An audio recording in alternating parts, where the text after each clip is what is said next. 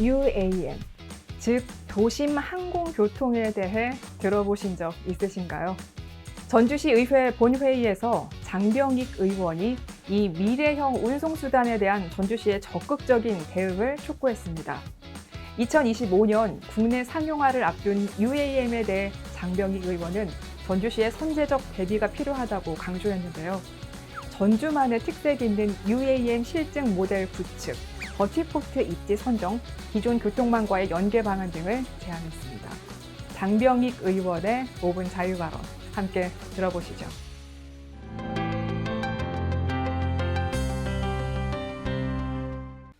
오늘 본 의원은 UAM의 2025년도 국내 상용화를 앞두고 전주시의 UAM에 대한 정책 대안 모색을 촉구하고자 이 자리에 섰습니다. 먼저 영상을 보시겠습니다.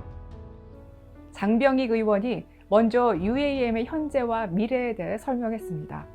우버가 선보인 에어택시 영상을 예로 들며 UAM이 도시교통 혼잡 해소의 대안으로 떠오르고 있다고 말했는데요.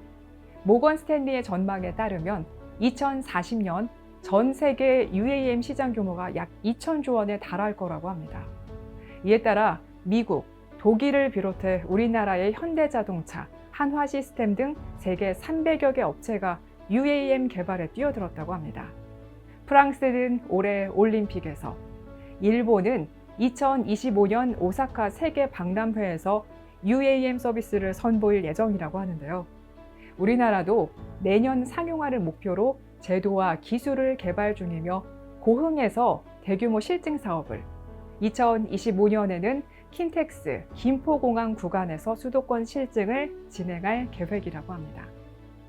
이런 상황에서 장병익 의원이 전주시가 UAM 선도 도시로 도약하기 위한 몇 가지 제안을 내놨습니다. 어떤 내용인지 함께 들어보시겠습니다. 첫째, UAM 상용화 관련 전주형 실증 모델을 구축해야 됩니다. 현재 전북도는 26년 정부가 추진 예정인 UAM 지역 시범사업 공모에 대비하여 전북형 사업 모델을 위한 연구 용역을 진행하고 있습니다. 24년 4월 시행된 UAM법은 도심항공교통 시범운영구역의 지정 신청권자를 시도지사로 규정함에 따라 전주시는 전북도와 긴밀한 협력체계 구축을 통해 전주만의 경쟁력 있는 사업 모델을 발굴해야 됩니다. 예를 들어 한옥마을과 새남근을 연결하는 관광자원과 교통, 또는 전북시군과 지역거점 공공병원을 연결하는 응급구호 서비스 체계 등에 적용하는 방안을 검토하여 전주시가 전북의 UAM 시범사업의 중심지가 될 수 있도록 준비해야 됩니다. 둘째, 버티포트 입지 마련을 위해 적극적인 노력이 필요합니다. UAM의 이용 고객들은 탑승 수송 및 편의 공간인 버티포트를 어디에 어떻게 구축하냐가 핵심입니다. 버티포트는 기체, 교통관리와 더불어 UAM의 생태계 조성을 위한 필수 영역으로 활주로가 필요한 기존 공항과는 달리 도심 내 수직 이착륙이 가능하고 접근성이 좋아야 하며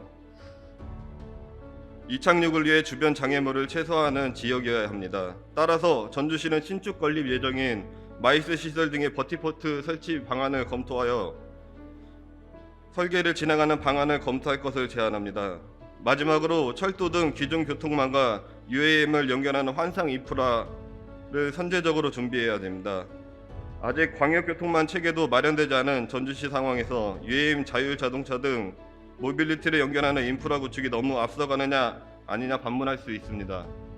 하지만 현재를 분석하고 미래를 내다본다면 대강법 개정을 통한 광역교통망 확충과 모빌리티를 연계한 미래형 환승센터 구축은 지역 발전을 위해 반드시 해결해야 될 과제입니다. 이미 강릉, 대전, 창원시 등의 모빌리티 환승체계 구축을 통해 모빌리티의 미래를 선도하는 도시로 거듭나고 있습니다. 우범기 시장과 관계 공무원 여러분, 4차 산업혁명이 우리 앞에 성큼 다가왔습니다. UAM으로 대표되는 모빌리티 혁명은 우리의 일상을 혁명적으로 바꿀 교통혁신이자 그 자체로 새로운 가치를 창출하는 신상적이 될 겁니다. 전주시가 서둘러 UAM의 인프라 구축과 사업 고도화를 힘써 전주시의 새로운 하늘길을 열어갈 수 있길 희망하며 발언을 마치겠습니다. 경청해 주셔서 감사합니다. 지금까지 전주시 의회 장병익 의원의 5분 자유발언이었습니다. 전주시 의회 홈페이지를 방문하시면 5분 자유발언 전체 영상과 더 많은 의정활동 정보를 찾아보실 수 있습니다. 고맙습니다.